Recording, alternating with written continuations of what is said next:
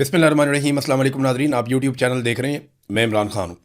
Nadreen, 9 मई को एक false flag operation हुआ था। ये इमरान खान साहब का और पाकिस्तान तहरीक इंसाफ का मुकदमा है। वो ये कहते हैं कि लोग सिर्फ एहतजाज करने के लिए गए थे। जो तोड़ फोड़ है, जो उसके बाद गोलियाँ चली, जो लोग शहीद हुए, वो सारी चीज़ें पाकिस्तान तहरीक इंसाफ के बिलावजह खाते में डाली गई, जबकि सिक्योरिटी फोर्सेस का एक बंदा भी शहीद नहीं हुआ। और सिविलियंस जो एहतजाज करने के लिए गए थे पुरअमन तरीके से, उन्हें बड़े पैमाने पर गोलियाँ मारकर शहीद किया गया। और 9 मई का एक बयानिया बनाकर पाकिस्तान तहरीक इंसाफ को नेस्तो नाबूद करने की कोशिश की गई। अब उसी तरह का बयानिया एक मरतबा फिर तैयार किया जा रहा है। और इंटरेस्टिंग बात यह है कि वही सहाफ़ी, वही टाउट्स, वही दानिश्वर दोबारा से इस्तेमाल हो रहे हैं जो पहले भी 9 मई के बयानिए के लिए इस्तेमाल किए गए थे। अब ये जो एक रावलपिंडी में वाक़या पेश आया, GHQ में दाखिल होने की कोशिश की मुबैना तौर पर एक शख्स ने, और फिर बाद में पता चलता है जनाब वो शख्स जो है वो गोली उसने चलाई, फिर उसके ऊपर गोली चली। पहले खबर ये आती है कि जो 3 सिक्योरिटी फोर्सेस के अहलकार हैं वो गोलियां लगने से जख्मी हुए और ये शख्स जो है वो उसमें मारा गया। बाद में खबर आती है नहीं, एक जख्मी हुआ और मामूली जख्मी हुआ। फिर पता चलता है जो एक जख्मी हुआ उससे भी गोली नहीं लगी। तो इस शख्स ने गोली चलाई किस पर? देखिए, मैं अभी ये नहीं कह रहा कि ये शख्स बिल्कुल बेगुनाह है और ना मैं ये कह रहा हूं कि ये शख्स गुनाहगार है। ये दोनों चीज़ें जो हैं वो तहकीकात के बाद पता चलेंगी। पाकिस्तान तहरीक इंसाफ के साथ क्योंकि इसे जोड़ा जा रहा है, लिहाजा उन्होंने भी एक मुतालबा किया है। लेकिन आपको मैं चंद तस्वीरें दिखाना चाहता हूँ। ये तस्वीर कुछ लोगों ने ट्वीट की हैं। इन तस्वीर को देखकर ही मुझे बहुत सारी चीज़ें ऐसी दिखाई दी जिन पे यकीन नहीं किया जा सकता कि ये कैसे हो सकता है। मिसाल के तौर पे ये एक तस्वीर आप देखें, यहाँ पे एक टोपी पड़ी हुई है, एक जूता पड़ा हुआ है और एक पिस्तौल पड़ा हुआ है। ये 3 चीज़ें पड़ी हुई हैं। ये जूते पे खून लगा हुआ है, मुबैना तौर पे ये उसका जूता है। जो बंदा मारा गया वहाँ पे मोहम्मद हुसैन, खैबर का रहने वाला, पाकिस्तान तहरीक इंसाफ से इसका ताल्लुक था। तो ये बताया गया कि ये उसका जूता है। जूते के ऊपर ब्लड भी लगा हुआ है, यानी इस आदमी का खून भी निकला। और तो कोई ऐसा नहीं है जिसका खून निकला जिसे गोली लगी। तो इस शख्स को गोलियां लगी तो इसका ये जूता खून से भरा हुआ है। अब एक ऐसी तस्वीर जिसमें ये शख्स लेटा हुआ है ज़मीन पे, उसमें इसके दोनों पैरों में जूते हैं। अगर आप गौर करें, दूसरी तस्वीर मैं ये आपको दिखा नहीं सकता, ब्लर करके ही हम थोड़ा सा आपको दिखा पाएंगे। डेड बॉडी पड़ी हुई है इस आदमी की, लेकिन इस आदमी के दोनों पैरों में जूता है। अब एक आदमी जिसके दोनों पैरों में जूता है, थोड़ी देर के बाद एक तस्वीर आती है जिसमें एक जूता पड़ा हुआ है, एक पिस्टल पड़ा हुआ है, एक टोपी पड़ी हुई है। फिर आप दोबारा पहली वाली तस्वीर पे जाएं तो वहां पे आपको दिखाई देता है कि टोपी सड़क पे पड़ी हुई है। जय वकुआ पे जब शवाहिद इकट्ठे किए जाते हैं तो किसी भी चीज़ को हाथ नहीं लगाया जाता। और दोबारा आप पहले वाली तस्वीर में जाएं तो टोपी जो है फुटपाथ पे पड़ी हुई है, नीचे सड़क पे नहीं है। फिर एक तस्वीर में जूता उस आदमी के पाँव में है और एक तस्वीर में जूता जो है वो सड़क पे पड़ा हुआ है। तो मुर्दा आदमी तो अपना जूता नहीं उतार सकता। तो ये तस्वीर जब बनाई गई हैं तो एविडेंस कलेक्शन की तस्वीर है। तो ये जो एविडेंस कलेक्ट किया गया और तस्वीर जारी की गई, क्या इस जय वकुआ को तरतीब देकर बनाया गया? एक तो सवाल ये पैदा होता है कि जय वकुआ जो है वो एक दूसरे से तस्वीर मुताबिकत नहीं रखती। फिर मैं आपको कुछ चीज़ें और दिखाता हूँ। ये देखिए आप, ये नादरीन पिस्टल है।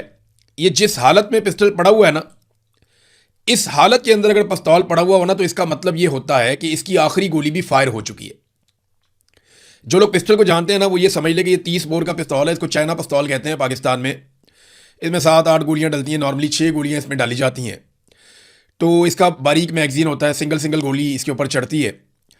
तो ये 6 से 8 गोलियां इसके अंदर मैक्सिमम होती हैं और इसको फायर किया जा सकता है 1-1 करके, एक एक करके आप फायर करते हैं। जब आप आखिरी गोली फायर कर देते हैं तो फिर ये पिस्टल जो है वो पीछे जाके कॉक हो जाता है, जैसा कि आपको ये सड़क पे पड़ा हुआ नजर आ रहा है कि जब आखिरी गोली फायर हो गई तो ये पीछे जाके कॉक हो गया, पीछे जाके लॉक हो गया पिस्टल। और अब इसके अंदर कोई गोली मौजूद नहीं थी, जिंदा गोली कोई भी मौजूद नहीं थी। यानी जब आखिरी गोली फायर हो गई, पिस्टल खाली हो गया, तो ये पिस्टल जाकर पीछे लॉक हो गया। ये है इसकी साइंस पिस्टल की, और तमाम पिस्तौलों की यही साइंस होती है। लेकिन जब आप ये देखते हैं गोलियां पड़ी हुई, जय वकुआ के बाद जब इन्होंने एविडेंस कलेक्ट किया तो उसकी भी तस्वीर जारी की गई। तो अगर आप गोलियों को देखें तो 5 जिंदा गोलियां मौजूद हैं। जिंदा गोलियां उन्हें कहते हैं जो भी चलाई नहीं गई, जिनको फायर नहीं किया गया, एक छोटे से कप के अंदर। और जो दूसरा जार है छोटा सा, उसके अंदर एक गोली मौजूद है जो 9mm की गोली है, जो फायर हुई है इस पिस्टल से। जबकि पिस्टल का जो मैगजीन है उसको अगर आप गौर से देखें तो उसके अंदर भी गोली। अब बात समझ नहीं आ रही कि यहां पिस्टल खाली पड़ा हुआ है, मैगजीन के अंदर फिर भी गोली है, पिस्टल पीछे जाके कॉक हो गया। ये सारी चीजें एक दूसरे से मैच ही नहीं करती हैं। जो आदमी थोड़ा सा भी पिस्तौल को समझता है, जो आदमी थोड़ा बहुत भी असलहे के बारे में जानता है, वो हैरान हो जाएगा कि भाई ये कैसा जय वकुआ है कि एक गोली चलने के बाद बाकी गोलियां मैगजीन में हैं और पिस्टल जो है वो पीछे जाके लॉक हो गया और एक गोली का सिर्फ खौल मौजूद है, और वहां पे जो बाकी खौल मौजूद है वो बड़ी गन के हैं। यानी वो मैं उसको एग्जैक्टली इतना करीब करके देखने के बावजूद भी पहचान नहीं पाया, लेकिन मुझे ऐसा लगता है जैसे वो जो खौल है वो क्लाशनकोफ गन के, या आप समझ लिया एसएमजी गन के, वो दूसरी गन के खौल हैं, वो इसके खौल नहीं है, बड़ी गन के खौल हैं। यानी वो राइफल के खौल हैं जो बाकी मौजूद हैं वहां पे। तो 30 बोर का सिर्फ एक खौल मौजूद है, यानी एक फायर हुआ 30 बोर से, बाकी फायर हुए राइफल से। और बाद में ये पिस्टल पीछे जाके लॉक हुआ हुआ भी दिखाया गया। फिर इस पिस्टल के अंदर से जो गोलियां मैगजीन के अंदर वो भी दिखाई गई, फिर जिंदा गोलियां 5 दिखाई गई, एक वो दिखाया गया। तो ये सारी चीजें मिलती जुलती नहीं थी। बड़ी अजीब बात है कि एक बंदा निकला जीएचक्यू पे हमला करने के लिए एक पिस्टल लेकर, 30 बोर का पिस्तौल लेकर जीएचक्यू पे हमला करने के लिए निकल गया, और साथ पाकिस्तान तहरीक इंसाफ का झंडा भी लेकर निकल गया। क्या वो जीएचक्यू को फतह करने जा रहा था कि मैं वहां जाके झंडा लगा दूंगा पाकिस्तान तहरीक इंसाफ को? बात कुछ समझ नहीं आ रही कि सारे एविडेंसेस लेकर वो निकला। और दूसरा, मुझे जो उसके घर से मामला पता चला वो ऐसा है जैसे जिले शाह, आपको याद होगा, ये उस तरह का बंदा बताते हैं कि जिला शाह को, पागल आदमी मैं नहीं कह रहा इसको, ना मैं कोई इसको ज़हनी मरीज कह रहा हूं, लेकिन एक ऐसा आदमी जो सादा आदमी है और ज्यादा प्रेशर हैंडलिंग नहीं कर सकता, जिस तरह जिले शाह था। जिले शाह तो बहुत ही प्यारा आदमी था, हर एक से प्यार से बात करता था, लेकिन ये क्योंकि खैबर में पल के बड़ा हुआ, जवान हुआ, तो ये अग्रेसिव था। वहां पे जिंदगी बहुत मुश्किल है, और तरह की है, वहां पे ये जिले शाह की तरह फिल्में शिल्में नहीं देख सकते। लेकिन ये इस बंदे के बारे में कहा जाता है कि ज़हनी तौर पर ये मुकम्मल नॉर्मल नहीं था। इससे पहले भी ऐसे वाकयात इस बंदे को लेकर हो चुके हैं। मैं अभी कोई चीज कह नहीं रहा, लेकिन देखें, जब तक इस सारे वकूए की सीसीटीवी फुटेज नहीं आ जाती तब तक हम कुछ नहीं कह सकते। सारी फुटेज आ गई ना, इसको दहशतगर्द बना दिया, इसकी पुरानी फुटेजेस निकाल दी, इसकी तस्वीरें निकाल दी, इसके सोशल मीडिया से चीजें उठा ली, सारा कुछ आ गया। इसके घर वालों तक भी रसाई हो गई, उनको भी बुला के बातचीत कर दी गई, हर चीज हो जाती है, पूरा बयानिया भी घर दिया जाता है, बना दिया जाता है, लेकिन सीसीटीवी फुटेज नहीं आई। अब मुझे बताएं, पाकिस्तान का जो सबसे हसास इलाका है वो कौन सा है? वो जीएचक्यू है। जीएचक्यू पे माजी में दहशतगर्द वाकई में हमला कर चुके हैं, और जब जीएचक्यू पे दहशतगर्दों में हमला किया था, वो पता कैसे किया था उन्होंने? वो गोलियां चलाते हुए उल्टे चल रहे थे, वो यूनिफॉर्म में आए थे, और उन्होंने धोखा ये दिया कि वो बाहर की तरफ बिला वजह गोलियां चलाते हुए उल्टे, यानी बैक साइड से वो यूं उल्टे चलते चलते, तो वो सिक्योरिटी फोर्सेज वाले समझे कि हमारी अपने फोर्सेज के लोग हैं जो बाहर से आने वाले दहशतगर्द का मुकाबला कर रहे हैं, तो उनके लिए जगह खुलती चली गई, और वो बैक चलते चलते चलते चलते जीएचक्यू के अंदर दाखिल हो गए, और वहां पे उन्होंने काफी नुकसान किया था। ये मुझे याद है अच्छी तरह, तब हम रिपोर्टिंग करते थे।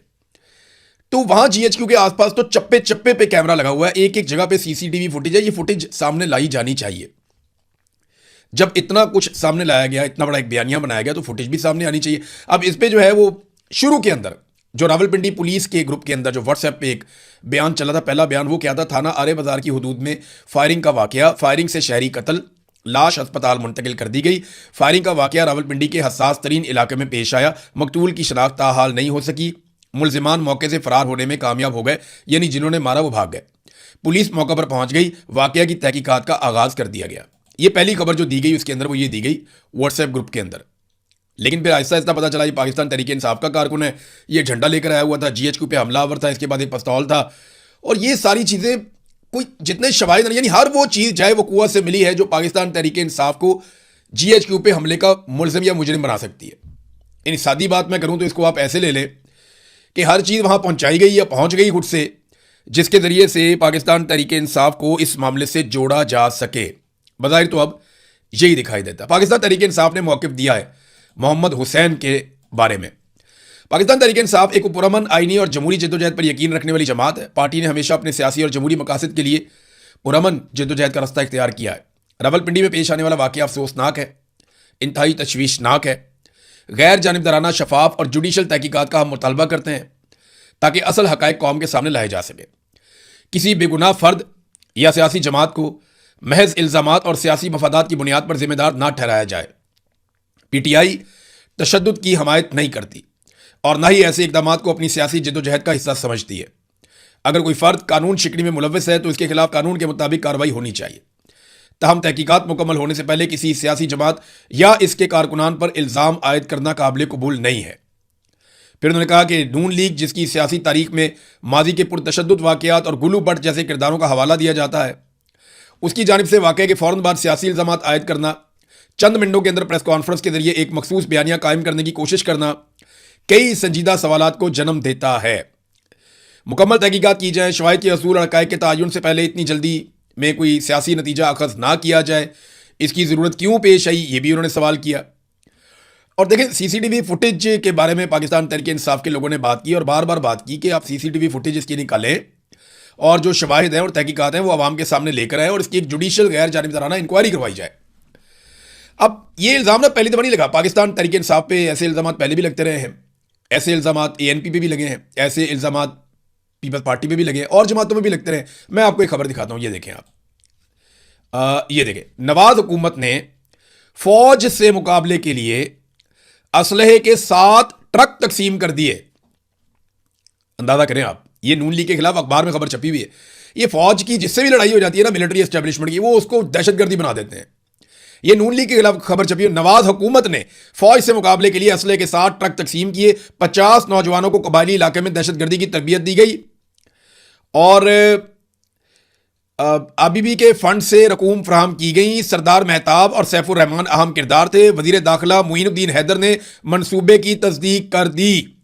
माजी में नून लीग के ऊपर इस किस्म के इल्ज़ाम भी लगे कि इन्होंने 7 ट्रक असले के जो है वो तकसीम किए हैं। ये तो अभी PTI के ऊपर भी इल्ज़ाम लग रहे हैं, लेकिन बात यह है कि नून लीग की तो डील हो जाती है ना, इमरान खान बस डील नहीं करता, प्रॉब्लम यहाँ पे आ गई है।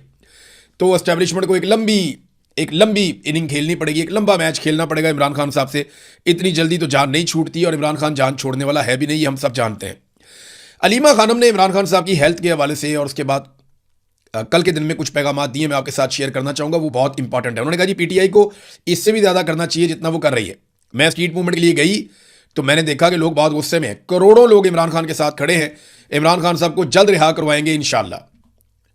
फिर इमरान खान साहब की बहन अलीमा खानम ने कहा कि तहरीक इंसाफ के रहनुमाओं ने कहा था कि मुलाकात करवा दें, सियासी गुफ्तगू नहीं होगी। उन्होंने कहा जी हम तीनों बहनों ने इस बात पे इत्तफाक किया है कि हम बाहर आकर कोई सियासी बातचीत नहीं करेंगे, आप हमारी इमरान खान साहब से मुलाकात करवा दें।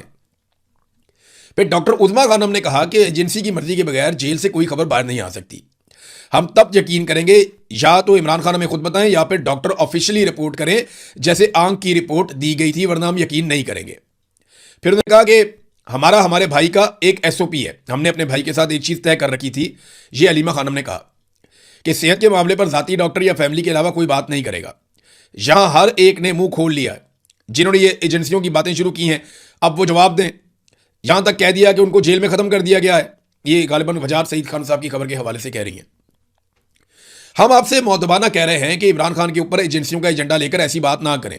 ये खबरें फैला रहे हैं कि कल को मुर्सी मॉडल अपना सकें। मुर्सी मॉडल मैंने आपको 2 दिन पहले एक वीलॉग में बताया था, वो आप वीलॉग निकाल कर ज़रूर सुनिएगा। आपको आइडिया होगा कि मोहम्मद मुर्सी को सीसी ने, जो वहाँ का फील्ड मार्शल था मिस्र का, उसने कैसे कत्ल किया मुबैना तौर पे, और कैसे उसके जवान बेटे को भी हार्ट अटैक में कत्ल किया गया और किस तरीके से उसने मिस्र पे कंट्रोल किया। इमरान खान बार बार कह चुके हैं कि आसिम मुनीर मुझे मुर्सी की तरह मार देगा, अल्लाह इमरान खान साहब की हिफाजत फरमाए।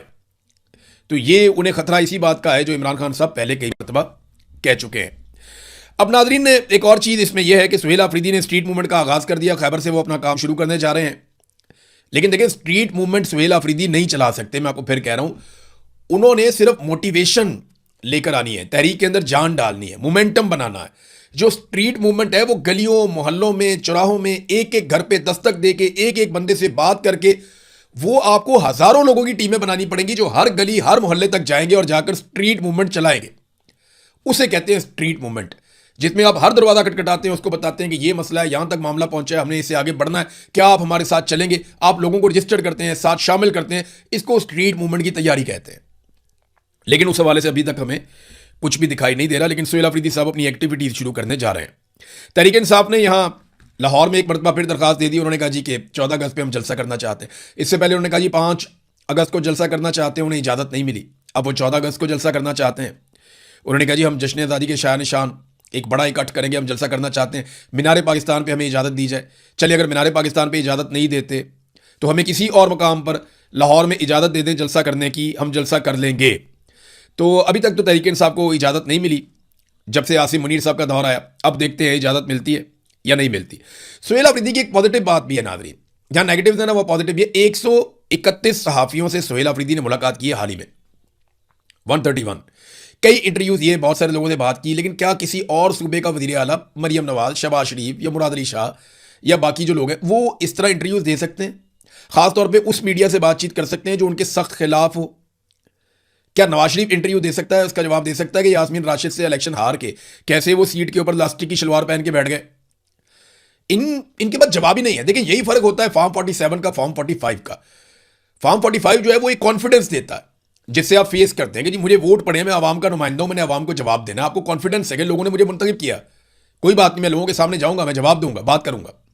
लेकिन जब आप जाली फॉर्म 47 के ऊपर आए तो आपके पास कॉन्फिडेंस नहीं होता, आपको अपने ऊपर एतमाद ही नहीं होता, आप अपने पैरों पर खड़े ही नहीं हो पाते, तो आप इंटरव्यूज क्या देंगे? बुशरा बीबी की आंख के हवाले से एक खबर है, शाकिर अवान साहब ने इसको रिपोर्ट किया है। और ये खबरें जो अब आती हैं ना, ये उनकी फैमिली के जरिए से आती हैं। उन्होंने कहा जी कि बुशरा बीबी की आंख का रेटिना फट गया, जिसके बायस उनकी सर्जरी की गई है। लेकिन खौफनाक बात यह है कि उनकी आंख सिलिकॉन जेल लगाकर बंद कर दी गई, जो अभी तक बंद है। जराए बताते हैं कि उनकी दूसरी आंख भी तेज़ी से मुतासिर हो रही है। और वो कहते हैं ये खबर कंफर्म करने में मुझे 1 हफ्ता लगा पूरा। ये बात की है शाकिर अवान साहब ने। तो ये देखें ना, कभी ज़ियाउल हक ने लोगों की बीवियों के साथ ये नहीं किया, कभी मुशर्रफ ने नहीं किया, कभी अयूब खान और याया खान वगैरह भी, वो भी औरतों पे हाथ नहीं डालते थे। हाँ, बांग्लादेश में इस किस्म की शिकायतें बहुत की गई, लेकिन यहाँ मगरबी पाकिस्तान में तो ऐसा नहीं हुआ था। बदकिस्मती से ख़वातीन के साथ जो जुल्म इस दौरे हुकूमत में हुआ, इससे पहले हमने ऐसा नहीं देखा था। नाज़रीन, ज़रदारियों की सारी मुज़ाहमत और इनकलाब जो है वो अगलों ने एक झटके में निकाल दिया। एक झटका लगाया और आसिफ अली ज़रदारी ने तमाम समरियों के ऊपर साइन कर दिया।